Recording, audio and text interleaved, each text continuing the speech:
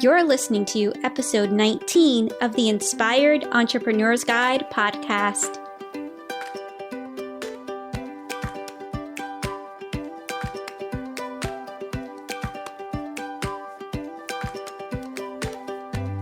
Hello, everyone, and welcome to the Inspired Entrepreneur's Guide, the podcast that encourages you to stop dreaming and start doing. I'm your host, Darlene Victoria. This month, I have a fun, inspiring, and empowering interview to share with you. One word that can sum up the entire episode is strength. But before I dive into this interview, I wanted to remind you to check out my newest podcast series, Home Office Fit. As of this recording, there should be 3 episodes for you to check out. Home Office Fit is for work-at-home moms and ladies that enjoy health and wellness and or want to fit health and wellness into their already crazy, busy, and hectic life. Let me tell you, it's possible. So check out the new podcast over at homeofficefit.com. Now, on to this month's guest interview.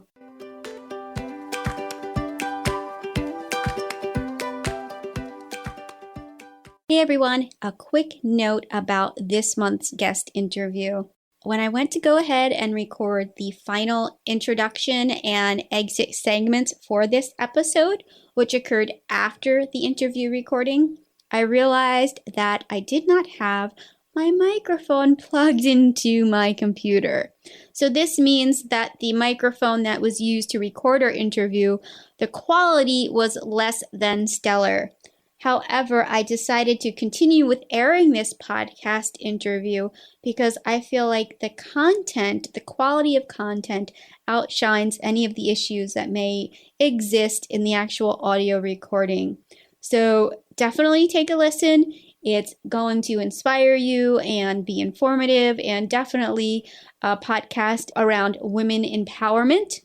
And I also just want to say, this is a lesson. Sometimes things don't work out as you had planned and you just have to roll with it. So this is me rolling with it. So without any further delay, here is this month's guest interview.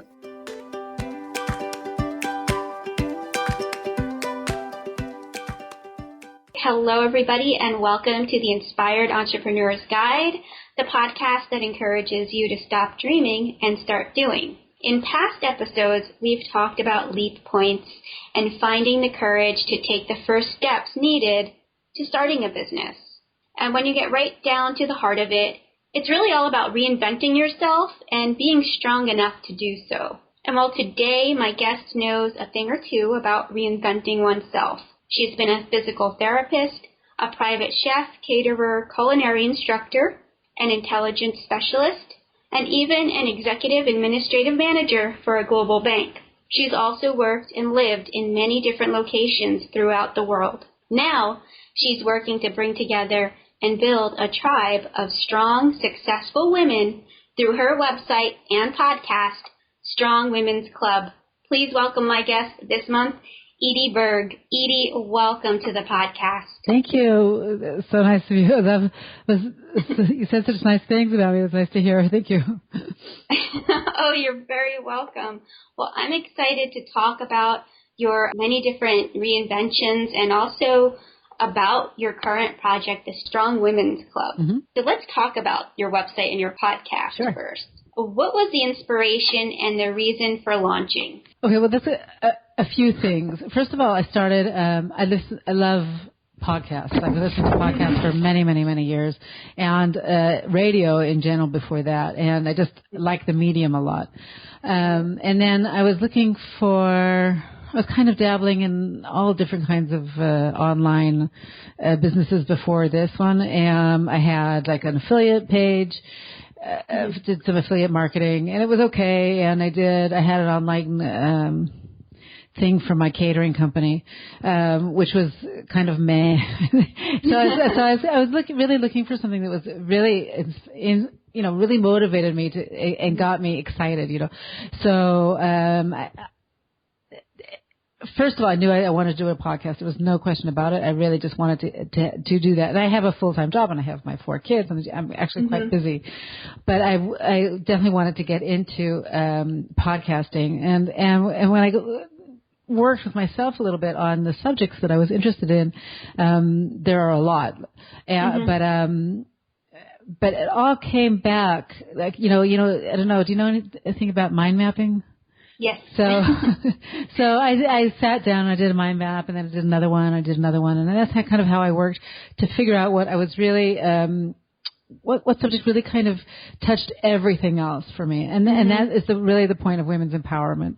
And it really touches so many different parts of my life and other people, other women, of all ages. I thought, well, this is the way to start and then I'll get going and see what happens. But the other thing is that, it gives you a tool to be able to, to just reach out. My podcast is interview based as well. And I get to talk to people who I am really inspired by, and I really, I'm privileged to be able to have them on my show. So I talk to the women who I think, who I want to talk to, really. And basically it's just for me. And if anybody else wants to, listen in and enjoy it, then it's even the better. But really it's just something that I'm really enjoying a lot. That's one part. I don't know if you want to talk about the rest, but that's one part of the program is the podcast. One part of the Strong Women's Club. Another part is I'm doing mastermind. I'm starting a program where I'm leading mastermind groups, which is also very exciting. I've been in masterminds before myself, and it's a super useful tool in so many ways. So I decided that that's something that I could do, and I'm going to do it. I have a lot to contribute, and I'm actually learning how to do that as well. So I've just started with that, and I'm excited about that. And then also I'm looking now. My next project, part of the Strong Women's Club, are virtual conferences. So that's the next thing. Nice. That's going to be very exciting.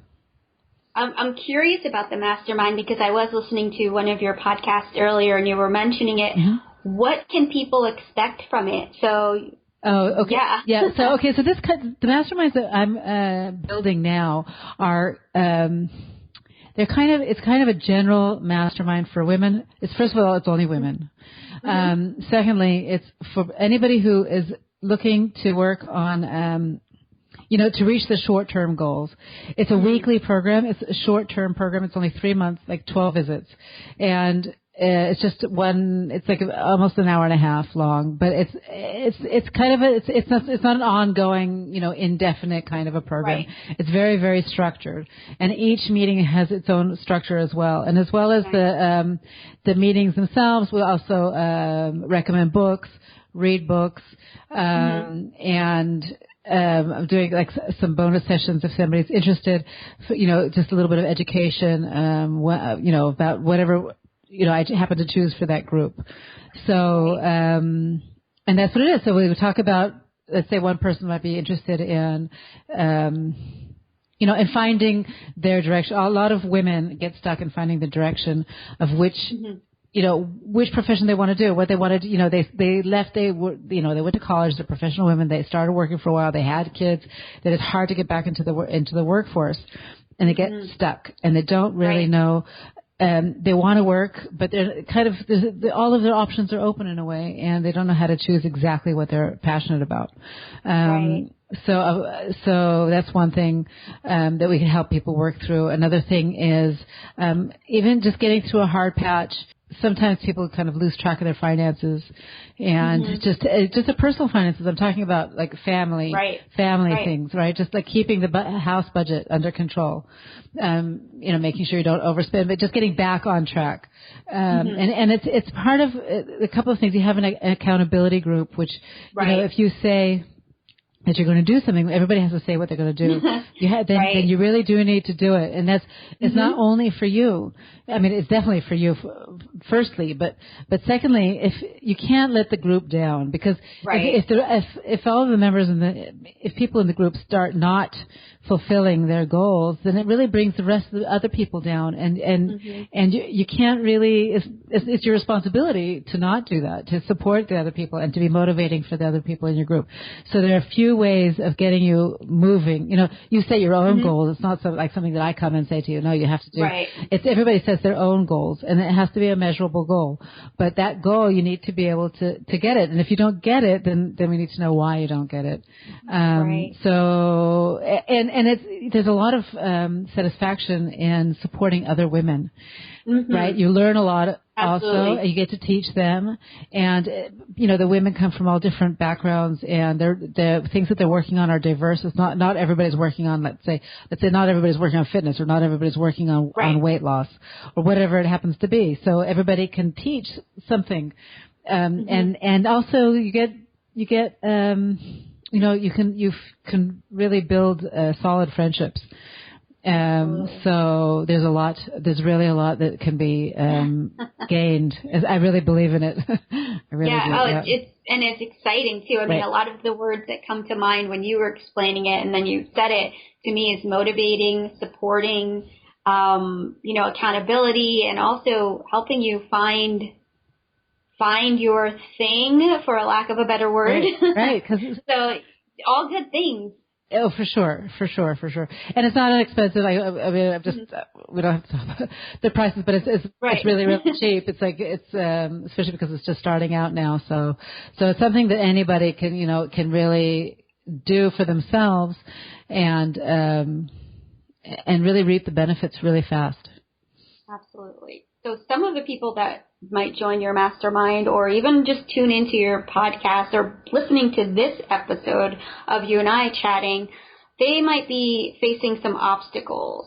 And so they're just maybe having some trouble. And I know a lot of your podcast episodes talk about obstacles. And I just listened to the one, I can't remember her name, but I know it was Strength Over Struggle was the T-shirt brand. Oh, yeah. Not the brand, the actual slogan, Virago. Yeah. So she overcame a lot. So I will put a link to that podcast. Yeah. In this episode show notes so people can listen in and find out what we're talking about. But I want to know what has been one of your biggest struggles and how you've overcome it, and also what you learned from it.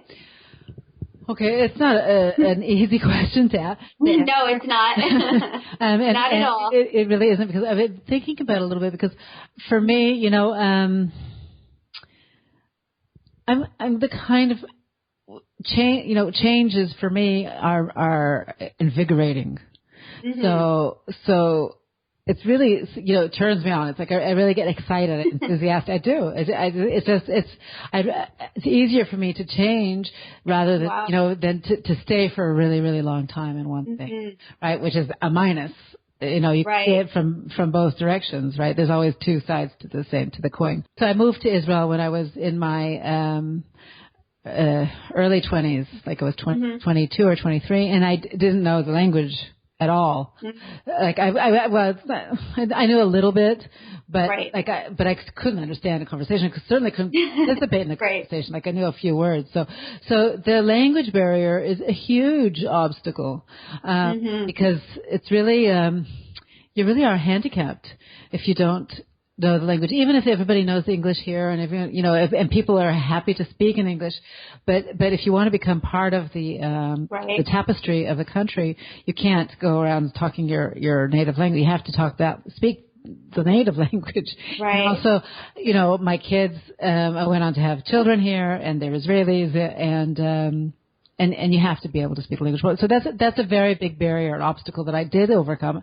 My Hebrew is actually really good now, but and the way I did it was I just immersed myself, and it was really just a lot of determination and stubbornness. And I did take some classes in the beginning, but classes are just not good enough. You really just need to put yourself in that. Like I took French for God knows how long, but I can't really speak French because I'm not in a French-speaking atmosphere. But when I go every so often, I go to France for a vacation, and then I know that if I was to live there like for 6 months, I'd be able to speak the language. It's the same. Right. So it's the same. You really need to immerse yourself into it, and I guess you could, extrapolate that experience on other obstacles, if you wish.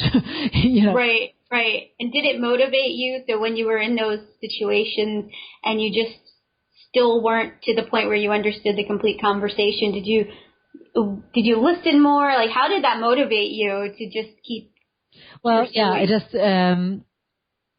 I was just determined. There was nothing. There's no way go. There's no going back. This is my choice. Right.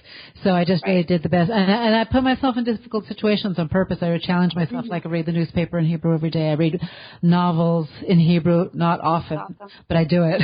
But I don't do it because I love it. I do it because I'm teaching myself to know the language better. Now so I just keep learning and getting better with time, hopefully. Right. Well, I want to now more focus on reinvention, and I think you're the most perfect person to speak to because you said you like change. So the rest of our chat is kind of going to focus in this area. So what's the best thing about reinventing yourself? So kind of put yourself in those shoes of reinvention, and what's been the best thing? So like I said before, like it really depends on, first of all, on who you are at the base, right? Because, so for me, it really does give me more energy to switch things around. And I did learn physical therapy, and I actually liked physical therapy a lot. But there were a lot of problems. I studied in university. I was a physical therapist, and I moved to Canada. I studied in Australia, and then I moved to Canada. My first job was in Canada. I went with a couple of girlfriends. We got some good jobs in Canada, and that was kind of like a work travel situation. So, but when I did that, I went straight into a managerial position because it was a very small hospital and they were looking for somebody to run the place, and it was like my first job.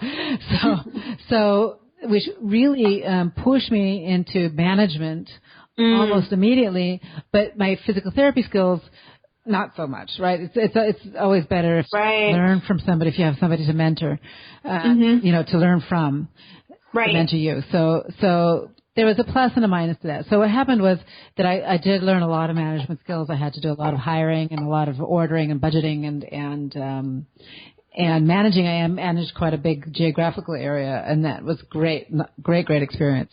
But then when I moved back to Israel, I went back and forth. It's not like I make kind of like a skip a few trips, but when I went back to that possibility of working as a physical therapist again, I realized that it really wasn't my thing. So then again,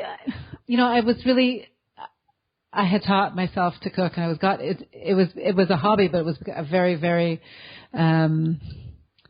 serious hobby. Like I was really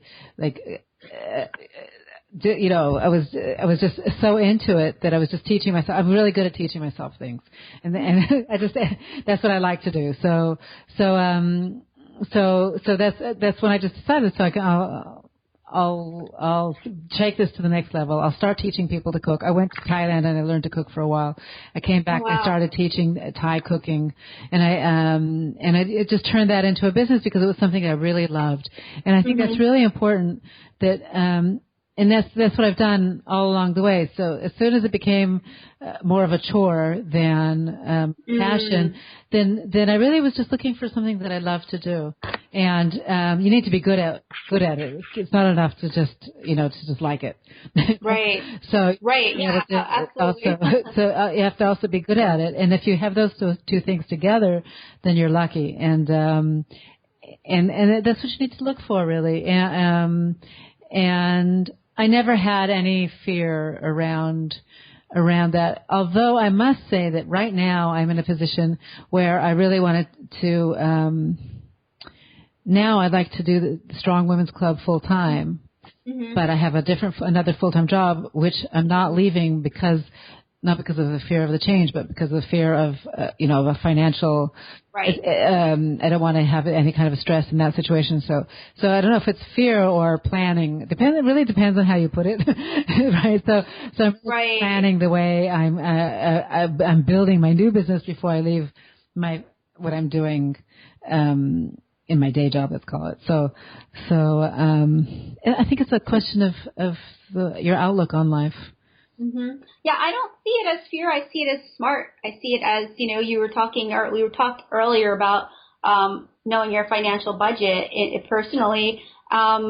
Obviously, that means that you know your budget and what you can and can't afford to do while you build your new business up. And that, I think, is a positive for sure. Yeah. Yeah. I think so too. It's just so frustrating because I know. I really don't want to do it now. I have a problem with patience. So that's something I really need to work on because Well, for those, you said, I was going to ask you, how did you know when it was time to switch from physical therapy to something else? But you said, once it became a chore. Yeah, well, it became a chore, and I really wanted to be an entrepreneur. I really wanted to have my own business. And at that stage I had like one I had one baby. It wasn't like I had, when you only have one child, you have more time. I know people who just have babies don't feel that way, but it's true. So I don't know, but like the rest of your listeners or whatever, but I have 4 kids. So I didn't know, you never know what busy is until you have 4 kids under the age of 7. And that's busy. Yes. And then, so when you just have your first one, you have time to build a business. And in fact, I wanted to talk, there's something exciting here in Tel Aviv, Google TLV Campus for Moms. And what they've done here in Israel, they started it, and it's gone across to other areas of the world where Google has offices, is that we've set up it's not me, it's people that I know who are part of a group of entrepreneurs that they've run as well. But what they've done is that because women who've just had babies are on maternity leave and they're often ripe for making an entrepreneurial change, they have a workshop, like a 3-month workshop where they have lectures. They bring their babies. It's all with the babies. So the babies are there. They're getting all kinds of lectures and learning about startups.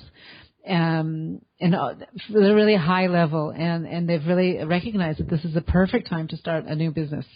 So I just thought that's an interesting thing to do, and it's really very, very inspiring. I just went to a pitch night where some of these women, 6 of them, they pitched in front of honest to goodness VCs and are hoping to get backing for their businesses. So and they're just young women who just had their babies, and the world is in front of us. So exciting to be part of that. Yeah, really. Yeah, it's inspiring and exciting. I mean, I'm someone that I'm older, but we are waiting to adopt our first baby, and it just knowing, being a first-time mom, even though I'm already an entrepreneur, I'm already doing it, but just knowing that there's something out there for women like me, that is just so inspiring. So thank you for sharing that. Yeah, check it out. There are some programs like that. It's called Google Campus for Moms, I think, something like that. That's so awesome. You said you just really wanted to be an entrepreneur. Yeah. Mm-hmm. For those listening, that's what the show is about. Yeah. So can you provide some tips or advice for those that are thinking about taking the leap and being an entrepreneur? So some words of wisdom. I can try. Okay. First of all, like I said, you need to focus on what you love, but not just what you love. It has to be something that you're also good at. Right. So that's really the most important part. Right. Right. So absolutely. So and you're not going to be good at every aspect of starting a business, but you need to be part, especially if you're the owner, then you need to be able to do a lot of the strategic planning and have a bit of a vision and know, and where it's going to be going. And that's one thing. Another thing I would definitely say is plan well, and get help if you're kind of lost, then get help planning in that planning situation. But I mean, obviously, not just a business plan. A business plan doesn't mean it has to be 12 pages of right. It's just how much money do you think you're going to be making? Where is it going to come from? How long is it going to take you to do it? How many employees do you need? just start writing those things down, because it's always going to cost a lot more than you imagine. Right? Yes. It's definitely, even the smallest little podcast, like my podcast, or it costs money to do. It's not just, you bootstrap it, but if you want it to be high quality and to then there are a lot of bits and pieces that you're unaware of at the beginning. So try and plan, the budget properly for time, and budget properly for money. I think those are and stick with it. Just be consistent. Just keep going. Just keep going. Just keep going. Sometimes it's not easy. I have to say, oftentimes it's not easy, especially if you're doing it by yourself. So be part of a group, like we met. I think a She podcast, right? So we met as part of a group that gives us kind of so it's a support group of women who are doing exactly like what we're doing. And even if you don't actively participate every day, that you can certainly read what other people are saying. That's exactly what happened to me, and this is so interesting.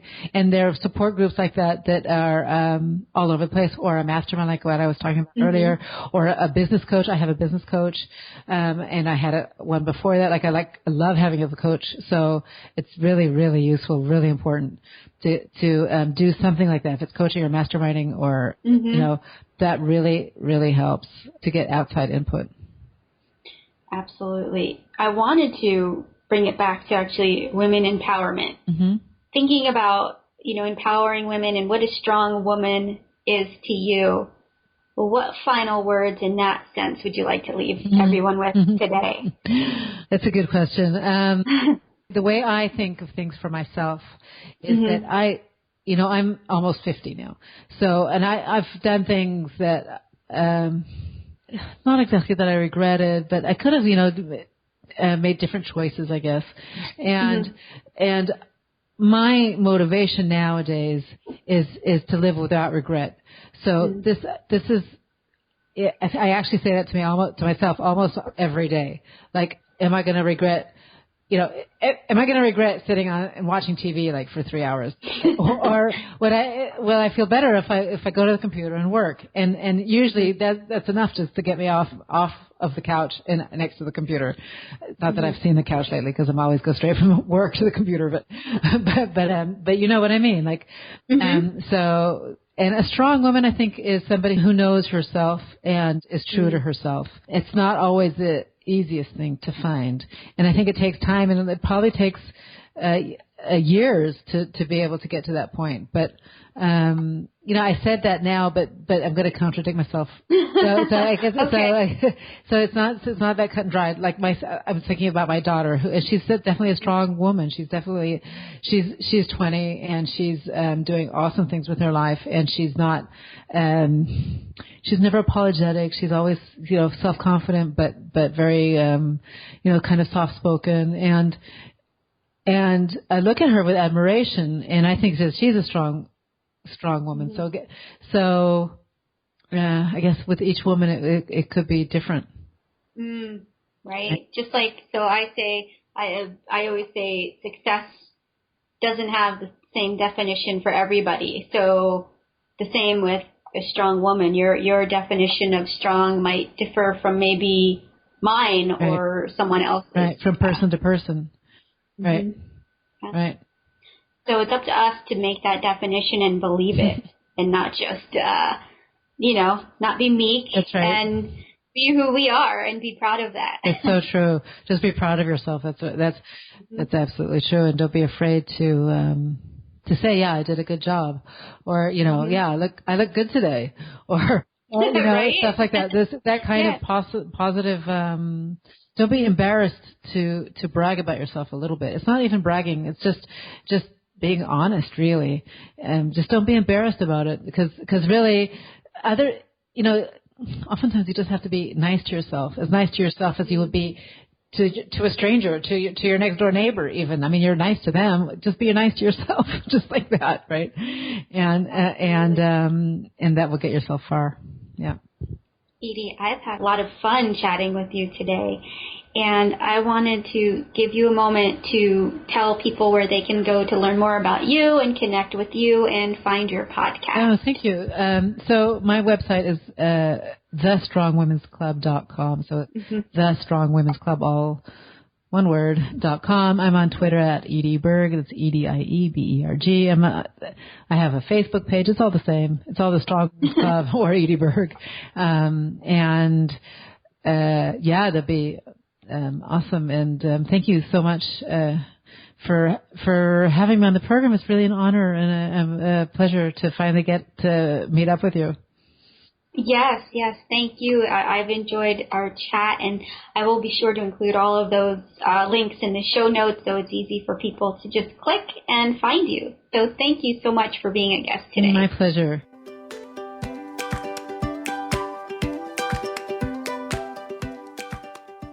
Thank you, Edie, for being a guest on the podcast. Listeners, you can learn more about Edie as well as find links to everything we discussed in this episode over at dvpodcasts.com/inspired/19. Let's connect, everybody. I'd love to hear from you. You can follow me on Twitter at Darlene Victoria or connect with me on Facebook at Darlene Victoria Work. I'd love to hear from you. You can also send me feedback, questions, or even guest inquiries to darlene@darlenevictoria.com. Well, that's all I have for you this month. I will be back next month with a brand new podcast episode. Until next time, remember, be inspired by the most important person in your life, you. This is Darlene Victoria, signing out.